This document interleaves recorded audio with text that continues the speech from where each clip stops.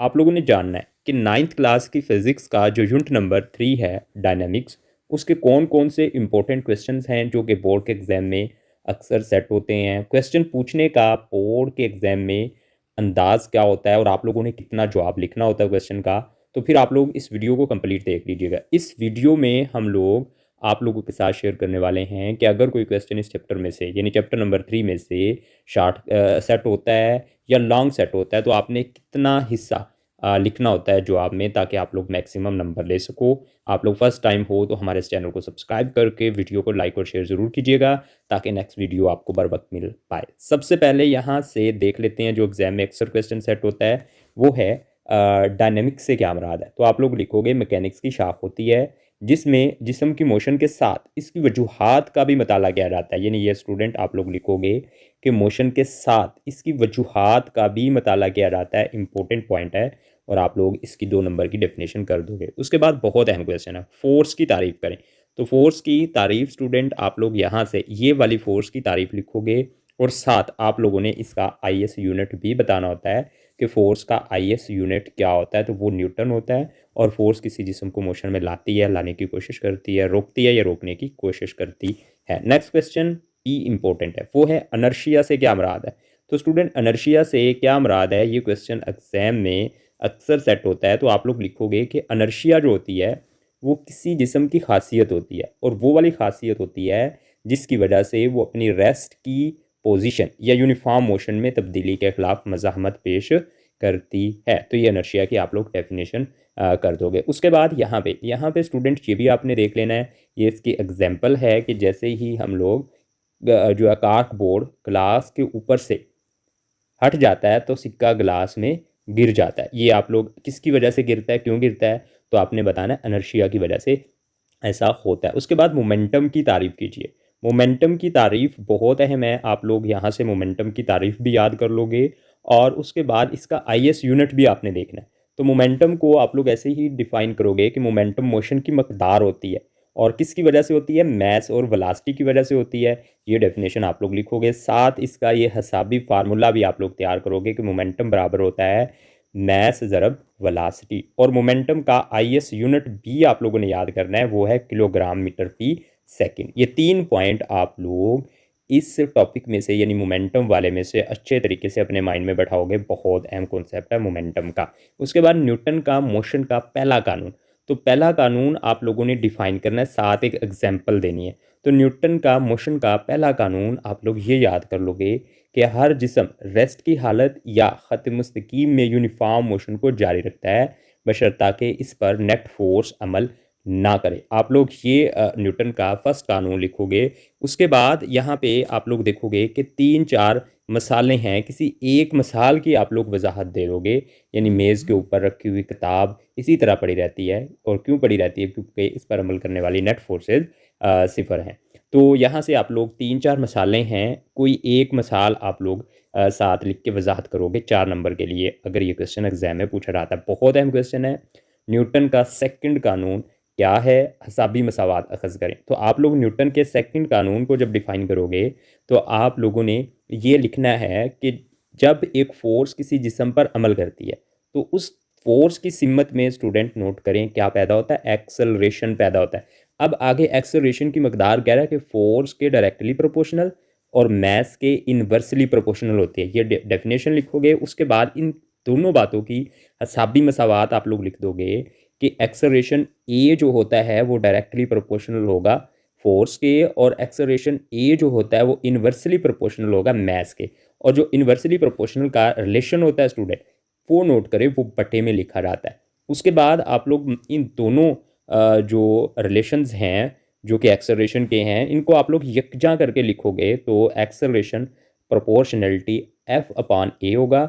और यहाँ पे आप लोग इसको लिख सकते हो कि फोर्स डायरेक्टली प्रोपोर्शनल है मैस ज़रब एक्सेलरेशन के, मैस ज़रब एक्सेलरेशन के डायरेक्टली प्रोपोर्शनल है। उसके बाद प्रोपोर्शनलिटी का साइन ख़त्म कर दोगे, और एफ बराबर है के टाइम एम ए के। यहाँ पे के जो है ये बतौर कांस्टेंट इस्तेमाल हुआ है, और सिस्टम इंटरनेशनल में स्टूडेंट नोट करना है इसकी कीमत जो होती है वो 1 होती है, और इसलिए ये मसावात होगी F = ma, जो कि न्यूटन का सेकंड कानून है।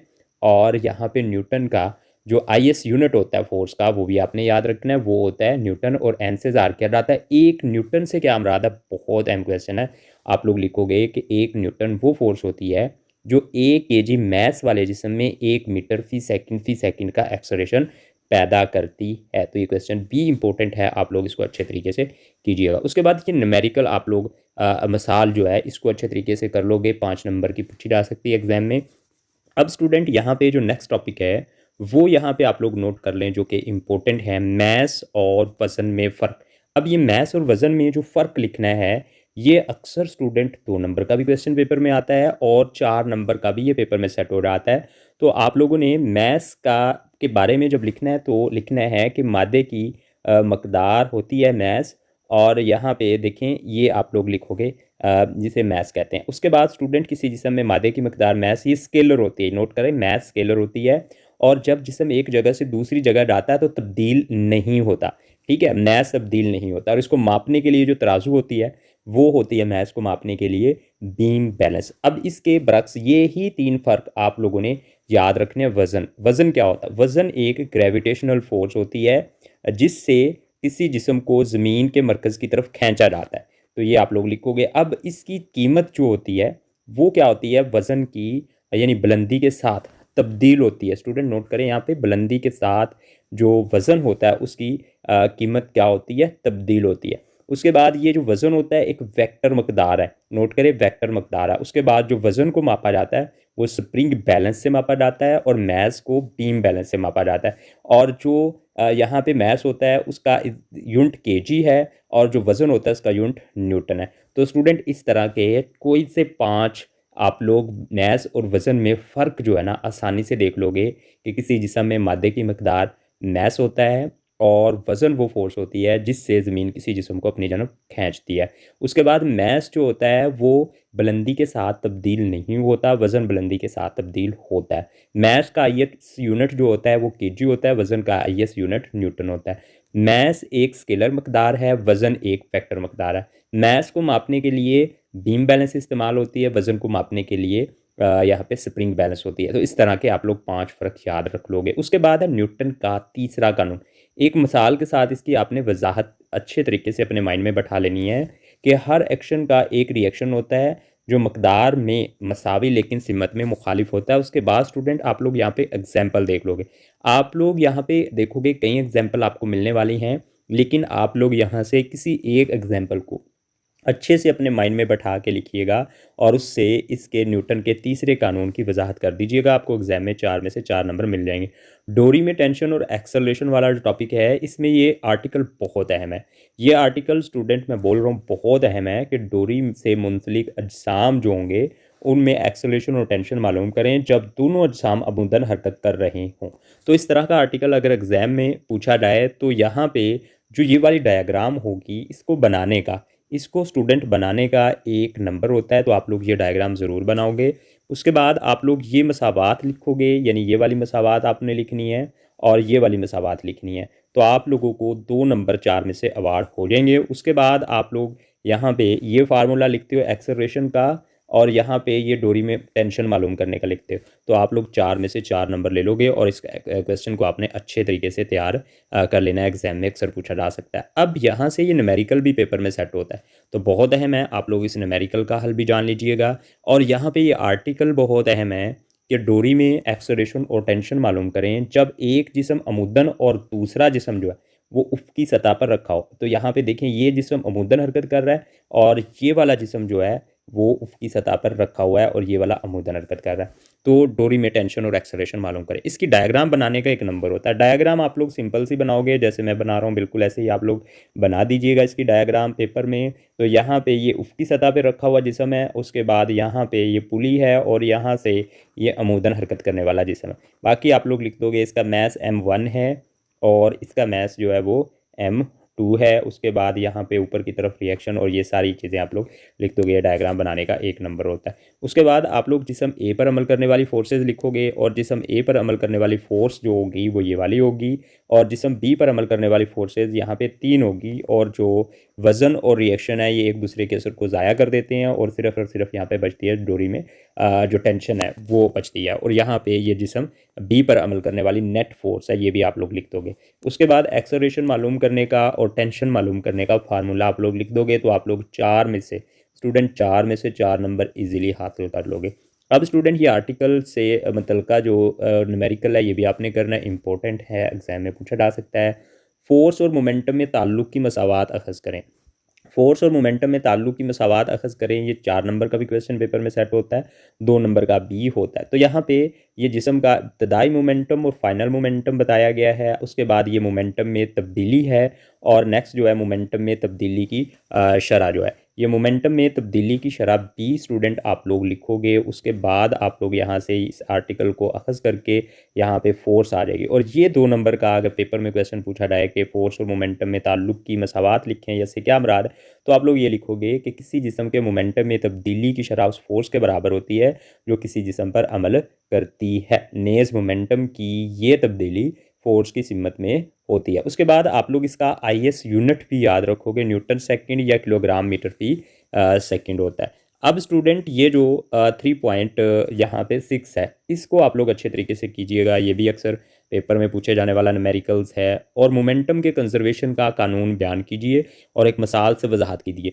इंपॉर्टेंट क्वेश्चन है और ये 2022 के पेपर में पूछा भी गया है। तो यहाँ से आप लोग लिखोगे कि आपस में टकराने वाले 2 या 2 से ज़्यादा अजसाम पर मुश्तमिल आइसोलेटेड सिस्टम का मोमेंटम हमेशा कांस्टेंट होता है। अब स्टूडेंट आप लोग यहाँ पे देखो, ये डायग्राम आप लोग ज़रूर बनाओगे कि 2 अजसाम हैं और U1 U2 है इनकी वेलोसिटी और M1 और M2 इनका मैस है जो कि हरकत कर रहे हैं। टकराने से पहले इनका मोमेंटम आप लोग फाइंड कर लोगे। उसके बाद जैसे इनकी टक्कर होती है तो टकराने के बाद इनकी वेलोसिटी यहाँ पे देखें V1 और V2 हो जाती है। तो अब आप लोग टकराने से बाद का मोमेंटम मालूम करोगे। तो यहाँ पे ये तीनों डायग्राम बनाने के बाद आपने यहाँ पे ये टकराने से पहले मैस 1 का मोमेंटम और टकराने से पहले मैस 2 का मोमेंटम है। उसके बाद बिल्कुल इसी तरह टकराने के बाद मैस 1 का मोमेंटम और टकराने के बाद मैस 2 का मोमेंटम भी बताया गया है। उसके बाद आप लोग यहाँ से मोमेंटम का जो कंजर्वेशन का कानून है उसके मुताबिक टकराने से पहले का मोमेंटम बराबर है टकराने से बाद का मोमेंटम।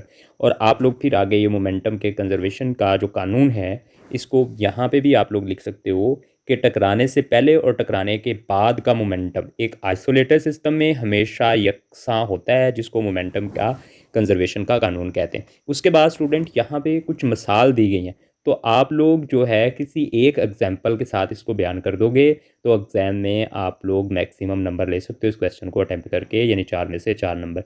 ये न्यूमेरिकल भी आप लोग करोगे, अहम है जो कि इस पेपर में से सेट हो सकता है आपके बोर्ड के एग्जाम में। उसके बाद है फ्रिक्शन वाला टॉपिक। फ्रिक्शन वाले टॉपिक में से जो फ्रिक्शन की तारीफ़ है 2 नंबर की पूछी जाती है, तो आप लोग इसको अच्छे तरीके से तैयार कीजिएगा। उसके बाद स्टूडेंट यहाँ पे जो नेक्स्ट क्वेश्चन है वो है कि जो रूलिंग फ्रिक्शन और स्लाइडिंग फ्रिक्शन होती है, इन दोनों में डिफरेंस बहुत अहम है। उससे पहले ये क्वेश्चन है कि जो यहाँ पे स्टैटिक फ्रिक्शन है वो क्या होती है, तो आप लोग यहाँ पे बताओगे कि स्टैटिक फ्रिक्शन जो है वो क्या होती है। और इंतहाई फ्रिक्शन बहुत अहम है स्टूडेंट, इसको नोट कीजिए कि स्टैटिक फ्रिक्शन की ज़्यादा से ज़्यादा मकदार को इंतहाई फ्रिक्शन कहते हैं। उसके बाद स्टूडेंट यहाँ पे कोफिशिएंट ऑफ फ्रिक्शन है। कोफिशिएंट ऑफ फ्रिक्शन क्या होता है कि इंतहाई फ्रिक्शन और नॉर्मल रिएक्शन के दरमियान जो यहाँ पे निस्बत होती है वो हमेशा कांस्टेंट होती है। तो आप लोग इसको यहाँ से यहाँ तक अच्छे तरीके से तैयार कर लोगे और इसको यू से ज़ार किया जाता है और इसका हिसाबी फार्मूला भी आप लोग अच्छे तरीके से तैयार करोगे क्योंकि ये अक्सर बोर्ड के एग्जाम में पूछे जाने वाला क्वेश्चन है। तो आप लोग इसको अच्छे तरीके से तैयार कर लीजिएगा। उसके बाद है रूलिंग फ्रिक्शन और स्लाइडिंग फ्रिक्शन, दोनों में फ़र्क। तो रूलिंग फ्रिक्शन जो है वो कम होती है और स्लाइडिंग ज़्यादा होती है। क्यों होती है, ये पेपर में अक्सर क्वेश्चन आता है। तो यहाँ पे इसका जवाब यही है कि जो रूलिंग फ्रिक्शन होती है उसमें कोल्ड वेल्ड जो है वो टूटते नहीं हैं लेकिन स्लाइडिंग में टूटते हैं। तो इसीलिए स्लाइडिंग जो है ना वो ज़्यादा होती है। देखिए यहाँ पे जो कोल्ड वेल्ड होते हैं टूटे बगैर रोल करता है, यानी पहिया जो है टूटे बगैर रोल करता है, तो इसीलिए रूलिंग फ्रिक्शन कम होती है और स्लाइडिंग क्या होती है ज़्यादा होती है। उसके बाद है यहाँ पे ब्रेकिंग और स्किडिंग, एक बार रीड कर लीजिएगा। फ्रिक्शन के फ़ायदे और नुकसान बहुत अहम है, 4 नंबर का क्वेश्चन में पूछा जा सकता है। तो यहाँ पे कुछ फ़ायदे हैं और कुछ नुकसानात हैं। तो आप लोग पहले नुकसानात देखोगे फ्रिक्शन के, और यहाँ पे जो लिखे हुए हैं ये कुछ आपको फ्रिक्शन के फ़ायदे देखने को मिलेंगे। तो 2 फ़ायदे और 2 नुकसानात आपको लाज़मन याद हो जाने चाहिए।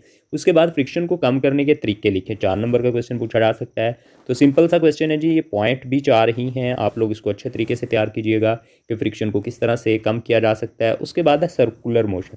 सर्कुलर मोशन वाले टॉपिक में से जो सर्कुलर मोशन की तारीफ़ है वो आपने अच्छे तरीके से तैयार कर लेनी है। यहाँ पे सर्कुलर मोशन की डेफिनेशन आपको मिल जाएगी। उसके बाद स्टूडेंट आप लोगों ने सेंट्रीपिटल फोर्स याद करनी है कि क्या होती है। 2 नंबर की भी पूछी जाती है, आर्टिकल 4 नंबर का भी आता है। सेंट्रीपिटल फोर्स वो फोर्स होती है जो किसी जिस्म को दायरे में घूमने पर मजबूर करती है। तो आप लोग अच्छे तरीके से इसको तैयार कर लोगे। उसके बाद एक मिसाल आपने यहाँ से अच्छे तरीके से तैयार करनी है, यानी आप लोग ये डायग्राम बना दोगे साथ, ठीक है, अगर 4 नंबर का आ जाता है, और साथ आप लोग इसको यहाँ से ये मिसाल भी दोगे। अगर आप लोगों ने चाँद ज़मीन के गिर चक्कर लगाना है, वो मिसाल देनी है, तो वो आप लोग ये वाले लिख सकते हो। 2 मिसालें हैं, इनमें से एक मिसाल आप लोगों ने ज़रूर याद रख लेनी है और ये वाली डायग्राम बनानी है। उसके बाद आपने याद रखना है कि एक्सेलरेशन जो होता है, सेंट्रीपिटल एक्सेलरेशन, वो किसके बराबर होता है, वेलोसिटी के स्क्वायर अपॉन आर के। उसके बाद स्टूडेंट आप लोग यहाँ पे ये कीमतें दर्ज करके हिसाबी मसावात जो है ना वो खर्च कर दोगे। एफ सी बराबर है M V square upon R के। सेंट्रीफ्यूगल फोर्स क्या होती है, तो ये सेंट्रीपिटल फोर्स का जो रिएक्शन है वो होती है जी सेंट्रीफ्यूगल फोर्स। तो आप लोग यहाँ से इसकी डेफिनेशन लिख दोगे। ये बहुत अहम क्वेश्चन है, मैं बोल रहा हूँ बहुत बहुत अहम क्वेश्चन है। ये अक्सर बोर्ड के पेपर में सेट होता है और यहाँ पे जो परेशान करता है स्टूडेंट को पॉइंट, वो है डोरी में टेंशन। अब कोई जिस्म जब सर्कुलर रास्ते पे हरकत कर रहा हो, स्टूडेंट ये नोट कर लेनी है बात कि जब कोई जिस्म दायरे में हरकत कर रहा हो तो डोरी में टेंशन जो होती है वो बराबर होती है सेंट्रीपिटल फोर्स के, यानी एफ सी यहाँ पे बराबर होगी डोरी में टेंशन के। यानी वो बोल रहा है कि सेंट्रीपिटल फोर्स मालूम करनी है और ये अक्सर पेपर में पूछा जाता है क्वेश्चन। आप लोग इसका हल अच्छे तरीके से जानिएगा। Banking of road. अब बैंकिंग ऑफ रोड से क्या मुराद है, तो बैंकिंग ऑफ रोड का मतलब होता है कि जो बैरूनी किनारा है उसको ऊंचा रखना है और अंदरूनी को नीचा रखना है। बस ये एक आप लोगों ने पॉइंट लिखना है इसमें। उसके बाद वॉशिंग मशीन ड्रायर।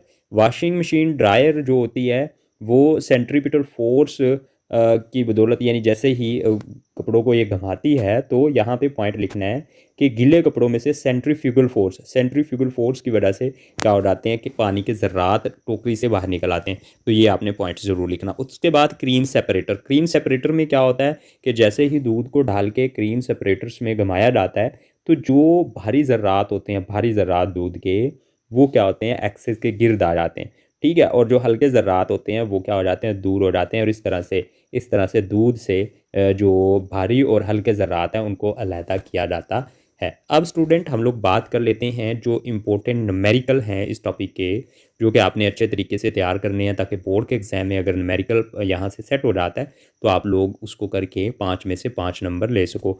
3.5 न्यूमेरिकल बहुत बहुत अहम है और कई बार बोर्ड के एग्ज़ाम में ये क्वेश्चन पूछा गया है। आप लोग इसको अच्छे तरीके से देखोगे। 3.6 बी इंपॉर्टेंट है न्यूमेरिकल, इसको भी आप लोग अच्छे तरीके से तैयार कर लीजिएगा। उसके बाद स्टूडेंट यहाँ पे 3.7 न्यूमेरिकल बी अहम है, आप लोग इसको भी अच्छे तरीके से देखिएगा। 3.8 न्यूमेरिकल बहुत अहम है, ये भी आप लोग अच्छे तरीके से देखिएगा। और यहाँ पे 3.9 न्यूमेरिकल बी पेपर में पूछा जाता है, ये भी आप लोगों ने देखना है। 3.10 और 3.10 जो ये न्यूमेरिकल है, ये दोनों न्यूमेरिकल बहुत अहम है। इनमें से एक न्यूमेरिकल लाजमन इस पेपर में सेट हो जाता है, यानी ये वाला सेट हो जाता है, या फिर यहाँ पे जो एग्जाम्पल है 3.8 जिसमें वो कहता है कि ये वाली ये सेट हो जाती है। तो इनमें से अगर ज़रूर एक न्यूमेरिकल सेट होता है अगर इस चैप्टर में से न्यूमेरिकल आएगा। तो ये वो पॉइंट थे जो कि बोर्ड के एग्जाम में अक्सर पूछे जाते हैं। अगर स्टूडेंट आप लोग फर्स्ट टाइम हो तो चैनल को सब्सक्राइब करके वीडियो को लाइक और शेयर ज़रूर कीजिएगा ताकि आने वाली नेक्स्ट वीडियो आपको बर वक्त मिल सके, जिसमें हम लोग क्विकली रिवाइज़ करेंगे चैप्टर नंबर 4 कोर्स के इंपॉर्टेंट पॉइंट्स आप लोगों को बता देंगे। ओके दोस्तों, अल्लाह हाफिज़, अपना ढेर सारा ख्याल रखिएगा, मिलते हैं नेक्स्ट वीडियो में, बाय बाय।